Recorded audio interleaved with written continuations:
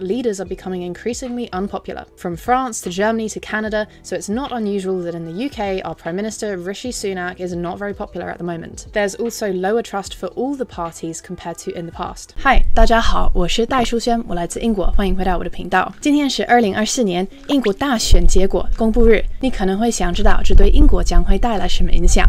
如果你不太了解英国政治也没关系，这部影片会帮你快速了解英国的政治概况。我会用很简单易懂的方式来解释 A 左翼和右翼的意义， B 主要政党， C 这一次选举会带来什么影响。我知道大家都很忙碌，时间有限，所以我把这部影片做得很简单又有趣，希望大家能在20分钟之内能掌握英国政治和基础知识。废话不多说，我们开始吧。政治游戏的目标是找到资本主义和政府支持之间的平衡 ，finding a balance between capitalism and state support。当我们说 state 和 government 这两个单词往往是 interchangeable，so we could also say government support。也就是说，你在多大的程度上介入并提供安全网等等。To what extent do we let people figure it out for themselves？ 也可以说 fend for themselves，like 找到自己需要的，找到自己可以吃的东西。And to what extent should the government intervene and provide safety nets and so on? We can say intervene, 介入, or if your political view is that state intervention is a bad thing, you could use the words interfere or meddle. These sound more negative. 资本主义产生的这个矛盾，产生了左翼和右翼的观念。很多人认为政治好像存在从左到右的范围，但是以下内容过于简单化，因为政治太复杂，无法用非黑即白的术语来理解。It can't really be understood in such black and white terms, but this is still a useful paradigm for everyone to know about. While people often mix up ideas of left and right into one set of beliefs, we could also possibly divide these beliefs into economics-related values and culture or social values. So on the left, in terms of economics, it's all about government intervention. 保持左翼观念的人们，他们通常会认为社会如果能够更平等，这是最好的方式。因此，他们认为政府应该在人们的生活中发挥重要作用，富人应该重税，穷人应该有福利，福利是 welfare， 这很重要。经济繁荣时应该对富人止税，经济需要时才花钱。Left wing 的文化价值我们可以说是 progressive， 进步的，这是保守的相反。他们更有可能会欢迎社会的变革和改革，他们更有可能会欢迎移民。在英国，他们更有可能会认同欧洲，不会有那么多的民族主义者。他们往往不特别专注于传统的家庭和性别的刻板印象。So what about right-wing thinking? 在右翼经济思考中，主要是关于自由市场，努力保护个人自由。政府在人们的生活中应该发挥很有限的作用。政府过度干预被称为 nanny state， 保姆政府。具有右倾价值观的人倾向于支持降低税收和减少商业监管。他们还认为私立公司的竞争能带来更好的服务。在社会价值观方面，他们更加传统，更有可能持有保守观点，例如支持君主制。他们更有可能会反对太多移民，也更有可能会支持脱欧。要了解更多有关哪些英国报纸是左倾和右倾的信息，请点这里观看我另一部影片，这样你读英文的时候可以确定你读的信息是支持你喜欢的观点。那当我们想到最 left-leaning countries 的时候，我们往往会想到挪威、瑞典、丹麦和芬兰，而一些文化上最保守的国家是厄立特里亚、北韩和阿富汗。但其实有趣的是，英国是世界上社会最 left-leaning 左倾的国家之一。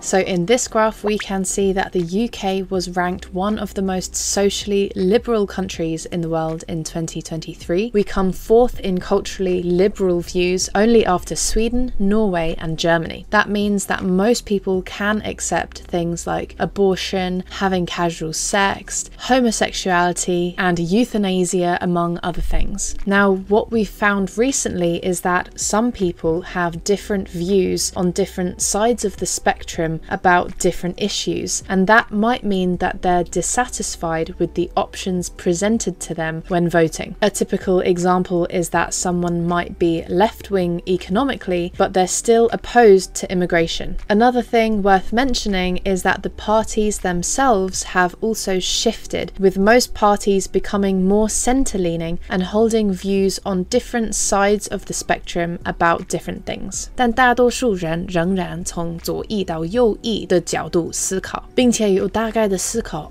这种人应该是 left-wing， 或是来自这种地方，或是这类型的人，他应该是有 right-wing views。例如 Sally, the county of Surrey, 被认为是非常右翼的，布莱顿 the city of Brighton 则是左翼的。Now, before we talk about who the parties are, let's look at some words that are often used kind of interchangeably. On the left, we have left, liberal, Labour, which is actually a party, progressive, socialist, anti-capitalist, left-leaning, and left-wing. And on the right, we have right, conservative, which is an adjective and it's also the name of a political party, Tory, which is a slang way of referring to someone who votes for the Conservative Party, authoritarian, true blue, neoliberal, and reactionary. Now, if we think about the extremes, so on the far end of these spectrums, if someone is extremely socialist, then that would be called Marxist communism. True communism is a utopia where there's no government, no property, and everyone contributes all they can to the community and receives all they can in return. A common myth about communism is that everyone is paid the same, but that was never the idea of true communism, and communist countries today tend to operate in a different way, and they do pay people according to their work. So in communism, people are supposed to make money from their work and not from simply owning things. For example, there would be no landlords. Now, lots of people in the UK are confused because they've heard that China is a communist country, and so they think of extreme left-wing views. But they also know that there's capitalism in China, so these things seem diametrically opposed to one another. But of course, what we have in China today is something different. It's called communism with Chinese characteristics. Now, if we talk about the far right end of the spectrum, what might we find there? Far right extremists is a common term used in the world. And what kind of views might an extremist have? Well, things like racism, sexism, fascism, and so on. So the Nazis, for example, were definitely far right. And in economic terms, that would mean totally unregulated capitalism with no help from the state whatsoever.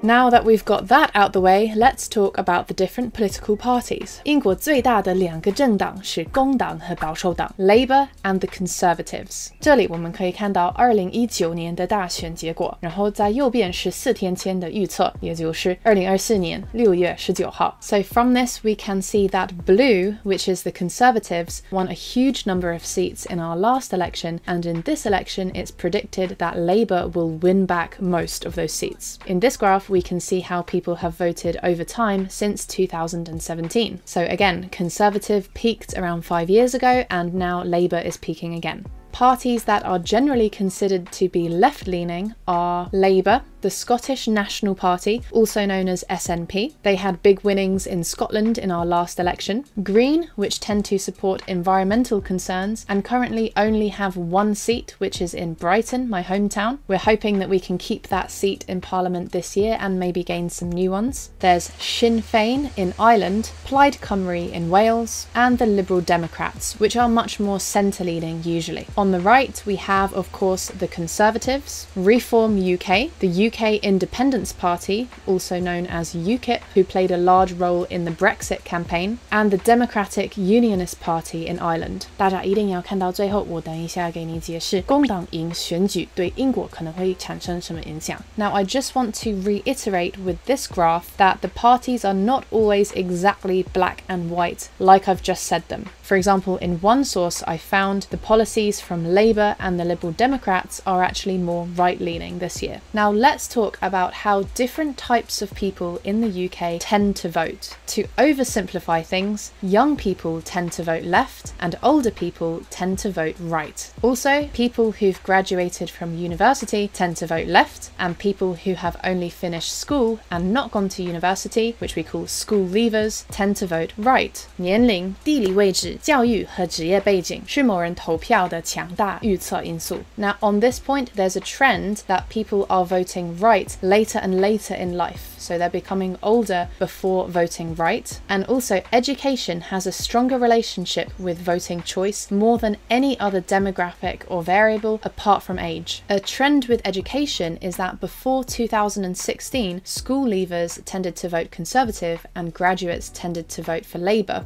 Right, let's go through this quickly now because we haven't got all day. Basically, age and education are actually linked when it comes to this. Because if you think about it, lots of older voters didn't go to university or they didn't need to as much, whereas more young people now are going to university, and this is all tied up with cultural values. For example, university graduates are more open to immigration and stuff like that. Now, there's a common quote, not sure if you've heard of it: if you're not liberal when you're young, you have no heart, and if you're not conservative when you're old, then you have no brain. I'll let you be the judge of that. If we talk about another demographic, gender hasn't typically played a role in how people vote, although there is a trend recently around the world where more and more men, especially young men, are voting right, whereas women are voting left, which is kind of a worrying trend to see this divergence between men and women's thinking. And lastly, on the topic of demographics, ethnicity, well, we obviously have a South Asian Prime Minister, but no one actually talks about this because age and education seem to matter more when it comes to people's votes. Having said that, other ethnic groups tend to vote for Labour, but this is a massive generalisation. Now, of course, it's very important for all different kinds of people to be represented in politics, so hopefully we'll be able to see more and more diverse politicians. That is a very liberal thing of me to say. So, what might happen in this election, and what are the policies? Well, basically everyone thinks that Labour's going to win, but I'll just outline some overall trends and some things that are in their manifestos while we're here. The manifesto, by the way, is the long document that the party produces saying this is our plan, this is what we're going to do if we get elected. Now, bear in mind this is incredibly brief and whole essays could be written about this, but here we go. First of all, we have a global trend in that leaders are becoming increasingly unpopular, from France to Germany to Canada, so it's not unusual that in the UK, our Prime Minister Rishi Sunak is not very popular at the moment. There's also lower trust for all the parties compared to in the past. Another trend is that politics is increasingly volatile. If we look at the 2019 election, Labour had the worst result they had since the 1930s, whereas it looks like this year could be the worst result for the Conservatives in 150 years. So that's quite extraordinary to see the country swing from right to left so drastically, if that's what happens today. By the way, I just want to sneak in a piece of vocab here. Tactical voting is when you vote for someone who's not your first choice, like not your favourite party, but you do so to prevent another party getting in. For example, if your favourite party is the Green Party, but you know that in your area or in your constituency, that's a voting area, so if you know that in your constituency Green are very unlikely to get voted in, then you might vote Labour with the hopes that by having a Labour MP or Member of Parliament, then that would prevent a Conservative MP from getting in your constituency. Does that make sense? So in this year's election, these are the things that people are most concerned about. First, the economy, fixing the damage that Brexit has done. Second, healthcare, fixing our NHS. Third, housing, especially fixing the situation for first-time buyers because it's so hard to get a mortgage these days. And fourth, immigration. It's generally agreed across most of the parties that there's been too much immigration happening towards the UK recently. Now let's look at a few points in Labour and Conservatives' manifestos. By the way, I heard one reporter say that lots of people don't actually care about these policies this year. What they care more about is leadership. So someone with character and credibility who can lead us back into a closer relationship with Europe. So what might Labour have in store for us? First of all, they say they're not going to increase income tax, VAT or national insurance for working people. They say they're going to invest in the NHS, that's our national healthcare system, with 40,000 more appointments and scans, doubling the amount of CT and MRI scanners, dentistry package and so on. There's going to be a VAT on private school fees. This is a typical left-wing policy because it's about taxing the rich, right? And in education, there'll be 6,500 more teachers, more teacher training, and GB Energy, a new publicly owned clean energy company. They also plan to address the housing crisis by building 1.5 million new homes. One of the biggest issues in the UK at the moment is that there simply aren't enough houses for the number of people that there are, which is why our property is so expensive, so that's why they plan to build so many homes. So it's a long list of aspirations and there is a lot of change in there. But as always, there are some issues. Where are they going to get the money from? There's already £18 billion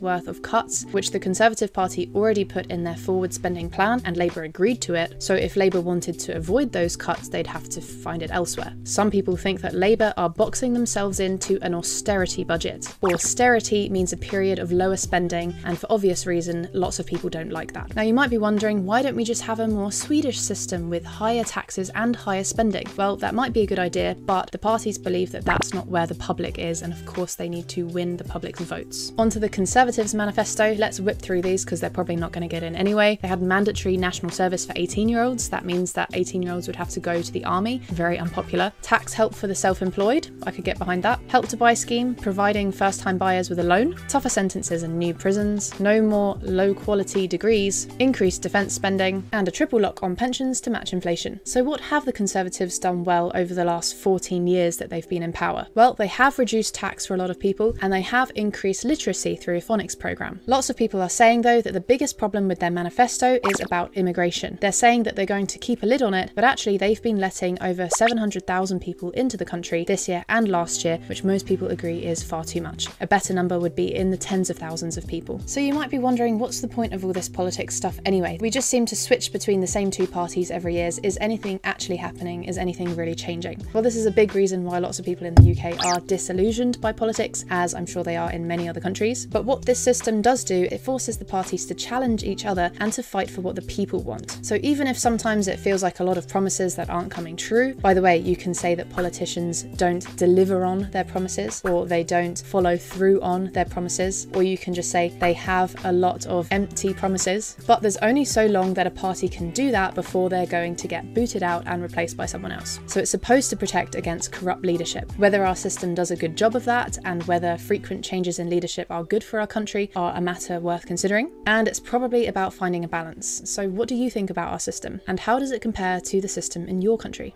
Give this video a like if you want to see how does British politics work, why are British people really apathetic about politics, and who are the key figures in British politics. 英国政治的重点整理懒人包就到这边啦。